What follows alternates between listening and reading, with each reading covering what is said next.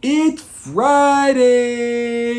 We made it. TGIF. I might have told you this before. I don't get happy that it's Friday because, I don't know, it's the weekend and all this stuff, or I get a day off. No. I love what I do. I'm so blessed, even when I am in front of a camera, just speaking and hoping that this reaches to you on the other end of the camera. I get excited about Friday because I know that I'm only a couple days away from Sunday. Sunday is my favorite day of the week. I get to love you, hug you, see you, you get to see me. And I just love community. I love fellowship. Might be the extrovert in me. When I know that there's going to be a bunch of people that I can see and talk to, I get pretty excited about. But we have not been here to talk about me. We've been here to talk about you and God and his love for you.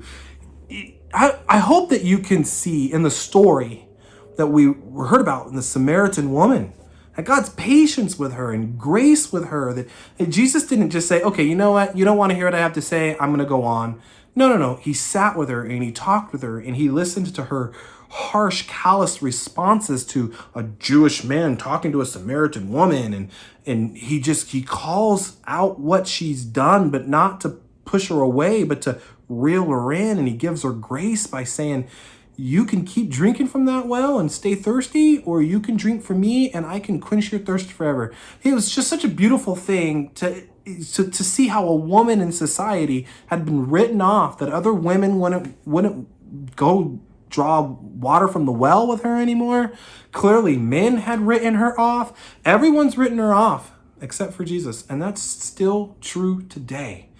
You might have been written off, like Geno Smith said in the post-interview game, the Seahawks and Broncos. He said, they may have written me off, but I didn't write back.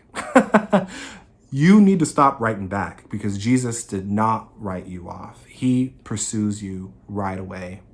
Again, the lost and found department of Luke chapter 15, he is celebrating you.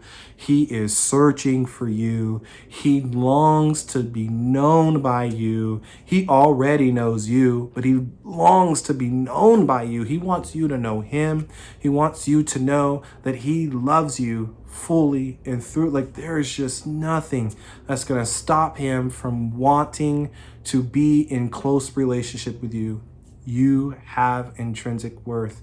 He celebrates when he finds you. He celebrates when you return.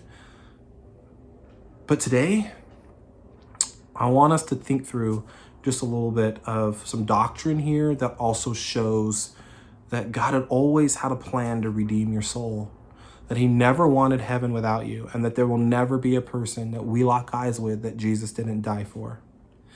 In Genesis, it does say that he created heavens and earth in humankind in 6 days. And he did, when he created man, he said, it is good.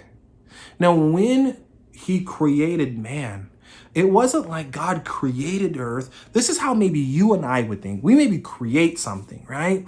Like a puzzle. We put all the pieces together and we see, oh my gosh, this is good.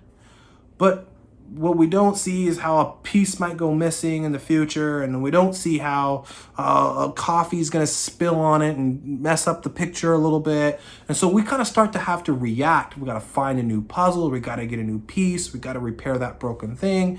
But that is not at all our God. No. God said in Ephesians, it says that we were chosen, predestined before he ever laid the foundations of this earth, before he ever formed it, before we could ever get it wrong, before we could ever sin, before Adam and Eve ate from that tree, before Cain killed Abel, before Seth and Abel went their separate ways, before Jacob and Esau went their separate ways, before Isaac and Ishmael went their separate ways, right? Before anything, sin could ever come in, before God set in motion the Jesus redemption plan, there was already you in his thoughts. Whoa. That means that Jesus and what he did for us was not a reaction to all the things wrong with us, but a proactive decision made before we could get it wrong to ensure that we would choose him and not have him go back to heaven without us. He sees so much worth in you that before he ever laid the foundations of this earth, he chose you, he knew you. It says he performed you in your mother's womb. He knit you fearfully and wonderfully made you, that he made you in his image, and that the whole Jesus thing on the cross is not a reaction to your sin, but a proactive decision to ensure that you can be redeemed by it. He doesn't want heaven without you. What am I saying? That your soul is eternal. This body that you're looking at, no. I don't know what day this heart's going to stop ticking, but I know this soul never will. And Jesus knows that. And he wants to ensure, and he's made a way to ensure that this soul can return to him in heaven and not be eternally separated by my decisions here on earth.